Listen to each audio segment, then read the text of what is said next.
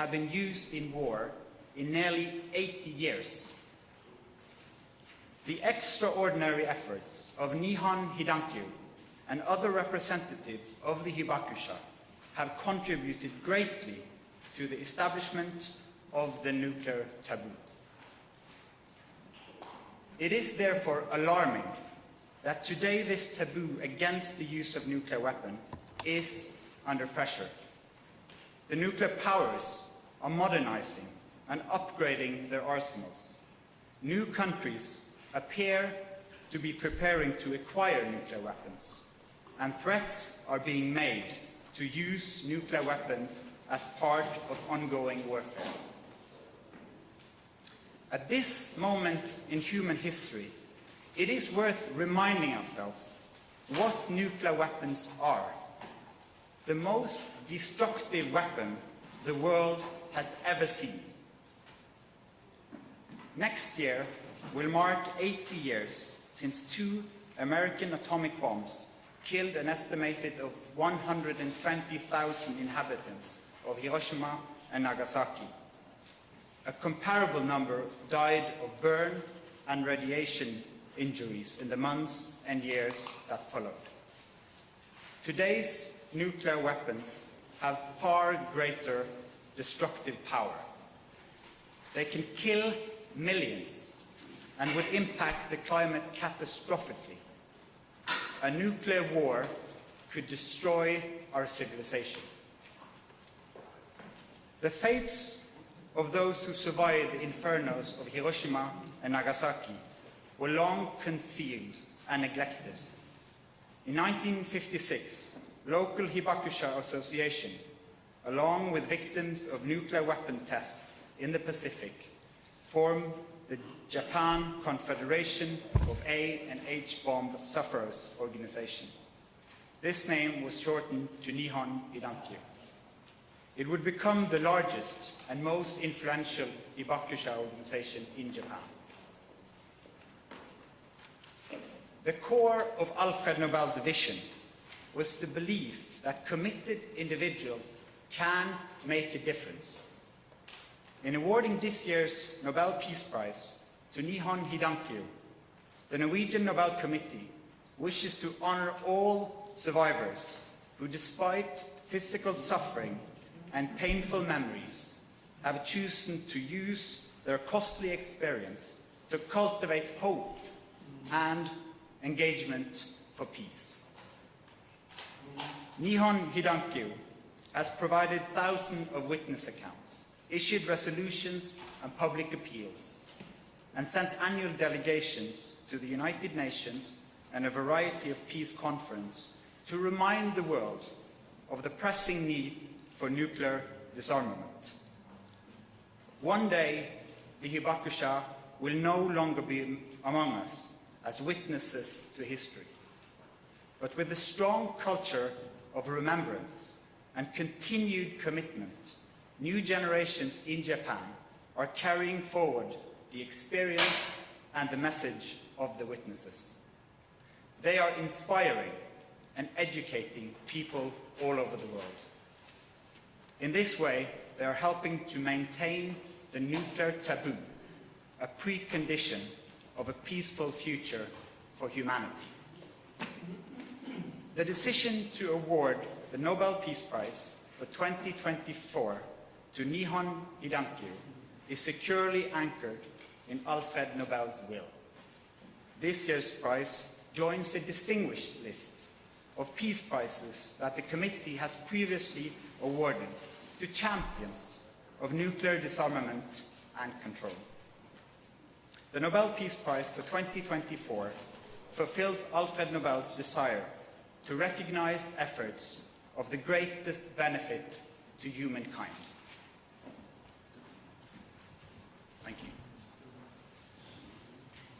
Ståltalsnes, Norwegian TV2. With all the conventional military conflicts going on in the world right now, what, if any, is the signal from the Nobel Committee to world leaders in the conflicting parties? Our message to world leaders all over the world is that the messages, the stories and testimonies of the Hibakusha is an important reminder of how unacceptable the use of nuclear weapons is. We should listen to their voices, and I hope all leaders take the time to listen to the painful and dramatic stories of the Hibakusha that reminds us that these weapons should never be used again, ever. I think it's safe to say that you defied most of the speculations this year. Why this kind of prize this year? When we look at the developments and the conflicts around the world, we see how crucial it is to uphold a nuclear taboo, to uphold the norm saying nuclear weapons should never be used again.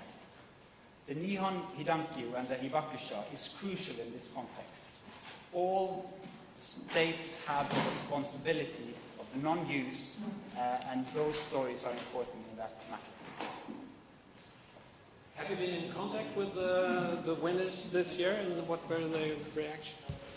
Unfortunately, we have not been able to contact this year's laureate yet, but we hope to do so very soon. You have yourself said that it's a special year because of the raging conflicts going on. In what way was this year special and more difficult? I think there's many, many people around the world that see the dark skies on the horizon, conflicts in many places. But with this prize, we also want to lift, we are a global community, and the threat of nuclear weapons could threaten us all. Ida Novik, NTB, has, and if so, how has the rhetoric around nuclear weapons lately, especially from Russia, impacted this year's decision? It is very clear that threats of using nuclear weapons are putting pressure on the important international norm, the taboo of using nuclear weapons. And therefore, it is alarming to see how threats of use is also damaging this norm. To uphold an international strong taboo against the use is crucial for all of humanity. Hello, Bohun Radajewski from the Polish television. I want to ask a question. Is that kind of prize actually a judgment from the Nobel Committee that the threat of nuclear weapons being actually used in an open conflict is now a real perspective to be considered? All words or deeds taken to reduce the nuclear taboo is dangerous for humanity. This year's prize is a prize that focuses on the necessity of upholding this nuclear taboo. And we have all a responsibility, particularly the nuclear powers. Thank you. I'm Makiko Yanada from the Japanese newspaper Yomiuri Shimbun.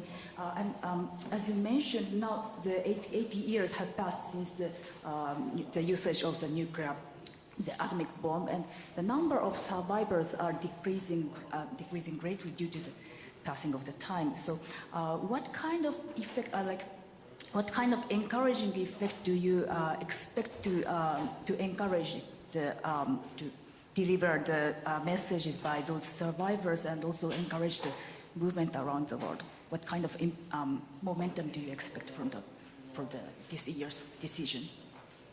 We and the Norwegian Nobel Committee see how new generations in Japan is also taking on the responsibilities to tell the stories from August 1945.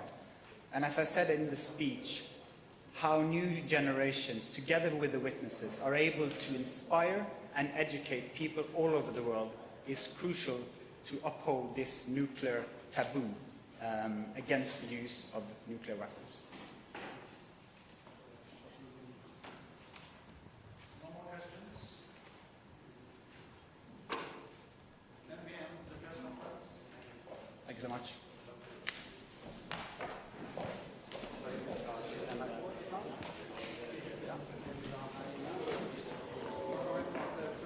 klarte NRK-intervjuet her. Det er første oppsikt. Bare ringe litt. Hei.